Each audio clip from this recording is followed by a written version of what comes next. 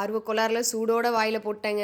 எப்பயாவது ஒரு தடவை தான் எனக்கு வெளியில வாங்கி சாப்பிடுற வாய்ப்பு கிடைக்கும். அப்பயும் நான் அந்த தோசையை தான் ஆர்டர் பண்ணுவேன். ஒரு தடவை இந்த மசாலா தோசை வாங்கி சாப்பிடும்போது இதுக்கு எதுக்குடா இவ்வளோ ரேட்டு அப்படின்னு யோசிச்சேன். இன்னைக்கு மாவு இருந்தது, சரி வீட்லயே ட்ரை பண்ணலாம்னு ஆரம்பிச்சிட்டேன். அதுக்கு ஃபர்ஸ்ட் சட்னி ரெடி பண்ணிக்கலாம்னு சொல்லிட்டு ஒரு தக்காளி, ஒரு வெங்காயம், 3 காஷ்மீரி சில்லி, 4-5 பூண்டு இதெல்லாம் போட்டு பேஸ்டா அரைச்சு கொஞ்சமா எண்ணெய் ஊற்றி அரைச்ச சட்னி அது கூட சேர்த்து ஒரு 5 நிமிஷம் சிம்ல போட்டு கொதிக்க வச்சிட்டீங்கன்னா பச்சை வாசனை இருக்காது. உப்பு போடுறதே மறந்துட்டேங்க, லாஸ்டா தான் சேர்த்தேன். நீங்களும் மறந்துடாதீங்க. இப்போ உருளைக்கிழங்கு மசாலா ரெடி பண்றதுக்கு கொஞ்சமா எண்ணெய் ஊத்திட்டு கடுகு, கடலப்பருப்பு, பச்சை மிளகா, வெங்காயம், கருவேப்பிலை இதெல்லாம் போட்டு தாளிச்சு வதக்கி விட்டுட்டு மஞ்சத்தூள், உப்பு, பெருங்காயம் இதெல்லாத்தையும் சேர்த்துட்டு நல்லா வேக வச்சு மசிச்சிருக்க உருளைக்கிழங்கையும் அது கூட சேர்த்து கொஞ்சமா தண்ணி சேர்த்து ஹை ஃப்ளேம்ல வச்சு நல்லா பரட்டி விட்டீங்கன்னா மசாலாவும் ரெடி ஆயிரும். இப்போ தோசையை ஊத்திட்டு ரெடி பண்ணி வச்சிருக்க சட்னியை தோசை மேல ஃபுல்லா தடவிட்டு நம்ம மசாலாவையும் எடுத்து ஃபில் பண்ணிட்டீங்கன்னா மொறு மொறுன்னு டேஸ்டா ஹோட்டல்ல இருக்க மசாலா தோசை மாதிரியே இருக்குங்க. ஒரு ஸ்பூன் ஆயில், ஒரு ஸ்பூன் நெய் இதெல்லாம் சேர்த்தீங்கன்னா இன்னும் கொஞ்சம் டேஸ்ட் நல்லா இருக்கும். மேல கொஞ்சோண்டு ஆனியனை தூவிட்டு தோசையை பரட்டி எடுத்துட்டேன். அவ்வளவுதான். எனக்கு பார்க்கவே நல்லா இருக்க மாதிரி இருந்துச்சு. இதை பார்த்த ஆர்வத்துல சூடா இருக்குன்றதையே மறந்துட்டு வாயில போட்டேங்க. அதான் சுட்டுருச்சு.